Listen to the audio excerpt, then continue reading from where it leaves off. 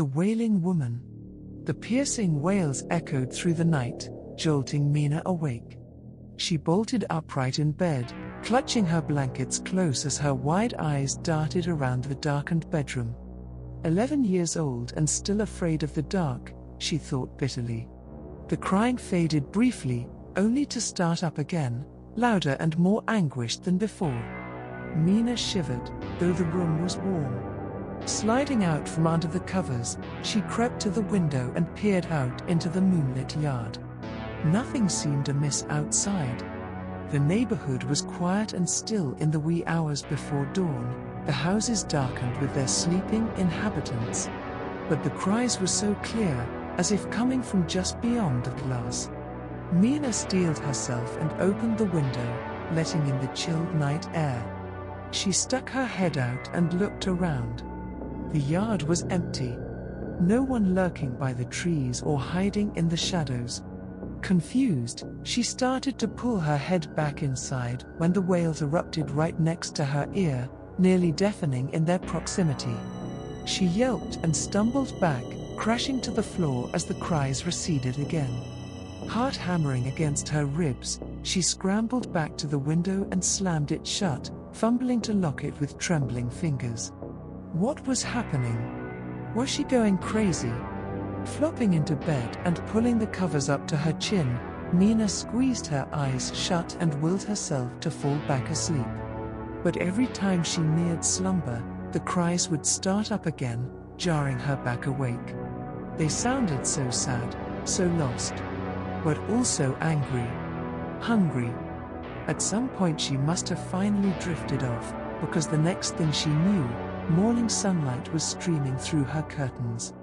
The memory of the unearthly wailing still vivid in her mind, Mina dressed quickly and hurried downstairs, hoping to put the bizarre occurrence behind her. In the kitchen, she found her mother preparing breakfast. "Morning, sweetie. You're up early." Mina slid onto a chair at the table. "I didn't sleep very well. Kept hearing strange cries in the night." Her mother paused over the sizzling pan on the stove. "Cries? What kind of cries?" "Like a woman screaming and crying outside my window. Really loud. Scared me awake a bunch of times." The color seemed to drain from her mother's face. "You must have been dreaming, honey. Try not to let your imagination run wild before bed." But her voice sounded strained, unconvincing. Mina opened her mouth to protest it had been real, but the fear in her mother's eyes gave her pause. She nodded mutely and changed the subject, though the wails continued to echo through her mind, raising the tiny hairs on the back of her neck.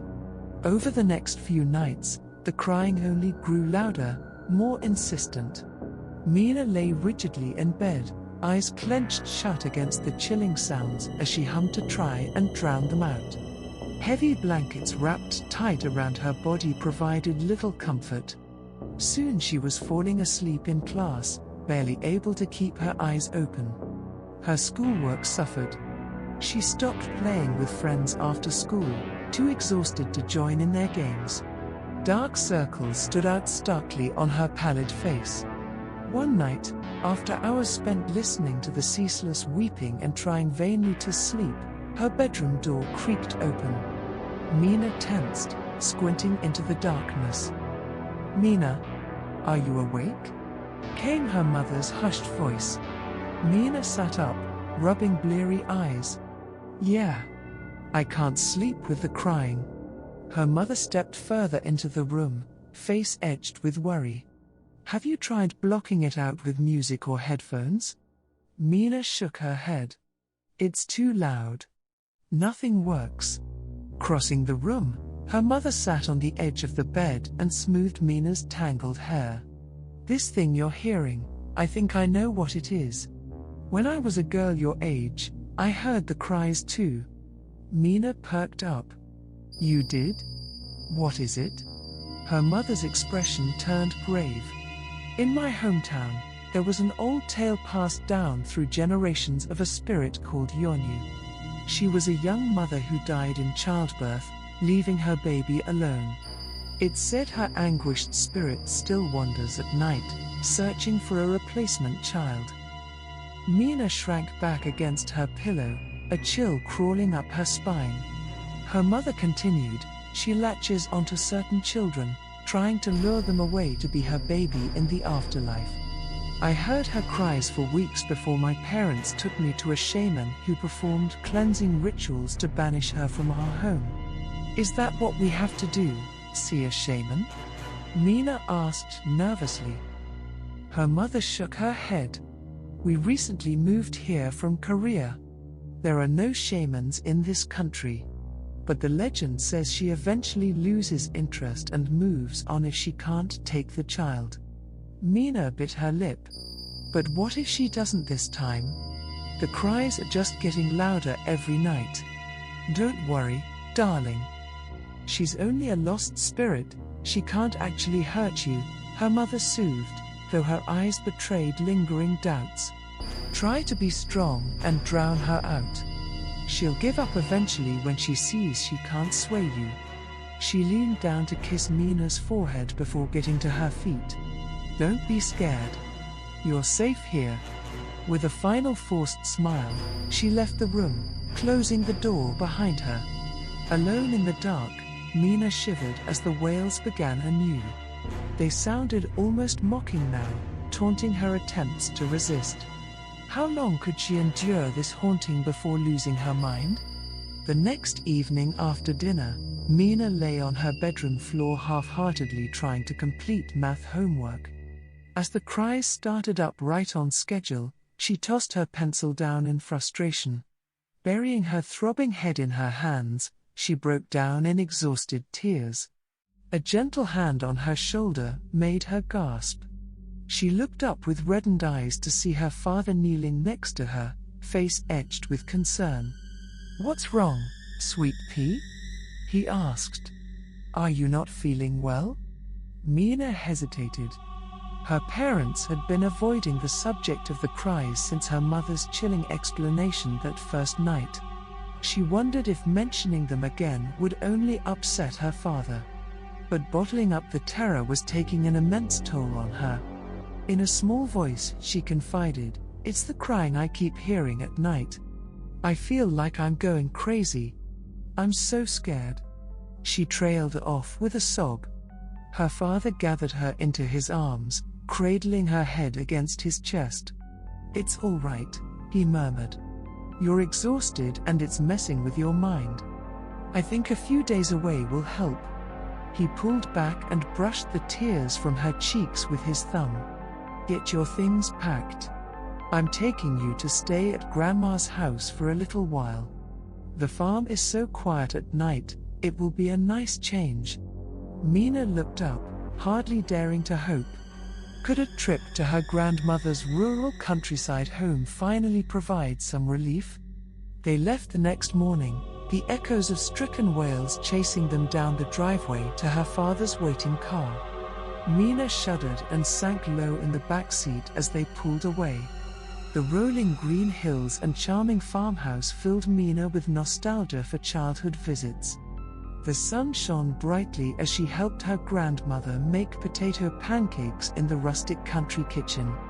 In the distance, cows grazed peacefully in emerald pastures. That night after dinner, Mina's grandmother tucked her snugly into the antique oak bed in the guest room, kissing her forehead and whispering prayers of protection in Korean. Mina lay cocooned in the fluffy down comforter, breathing in the lavender sachets tucked into the linens. The silence was blessedly deep and perfect. She settled into the pillows, body relaxing for the first time in weeks as she drifted off. Some time later she stirred, roused by an odd noise outside her window. Bleary eyes trying to focus, she stiffened as the sound clarified into a familiar anguished wail. No. She sat bolt upright, dismayed to see the full moon shining over the distant hills. The cries grew louder, echoing all around the house now. Mina spun toward the bedroom door as it flew open, her grandmother rushing in wearing her nightgown, grey hair loose around her shoulders. "Nabia," she cried, using the old endearment as she ran to the bed. "She's here." The blood drained from her wrinkled face. Confusion warred with terror inside Mina. "What do you mean, Grandma? How could she be here?" Mina asked, voice trembling. Her grandmother grabbed her hands, peering intensely into her eyes. "I feared this demon would follow you. We must not let her take you." She pulled Mina from the bed, ushering her toward the door. The wails outside crescendoed into shrieks, unearthly and enraged. Mina cowered, clapping hands over her ears. Her grandmother hurried them down the rickety staircase, the old wood groaning under their steps. At the bottom, she led Mina to a heavy wooden door. Producing an ancient iron key, she unlocked it and motioned for Mina to go inside. Hesitantly, Mina stepped through the door into inky darkness. Her hands scrambled along the stone walls encasing her. A basement or cellar of some kind. She heard the door creak closed behind her, lock sliding back into place. She cried out, "Grandma, don't leave me down here. It is the only way to save you, child. You must stay hidden from her," came the muffled response. The shrieking wails surrounded the house, closer now. Mina backed away from the door down the cold stone steps. Her foot snagged on something and she crashed to the dirt floor. Groping frantically, her hands landed on a kerosene lantern and box of matches.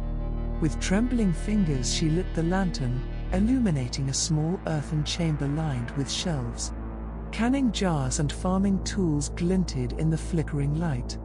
The wails ceased abruptly. In the ringing silence Mina heard only the thunder of her heart. Then came a slow dragging sound circling the house above, like something being pulled across the walls. She pictured long claw-like fingernails scraping the stone foundation. Fresh tears spilled down her cheeks. Then, soft footfalls on the wooden doorsteps, descending creak by creak. Panicked, Mina set the lantern down and scurried to a far corner, hunkering down and making herself as small as possible. The knob rattled violently. Ancient hinges screeched in protest as the heavy door was forced inward. The cellar was bathed in a ghostly pale light emanating from the head and shoulders of a young woman slowly emerging over the top step. Her long black hair hung like a curtain, obscuring her face. Her white hanbok dress glowed luminous in the gloom.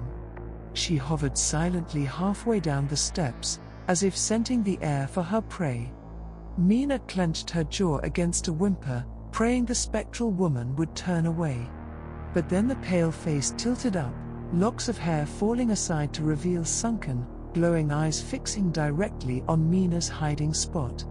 A long pointed finger lifted, beckoning Mina forth.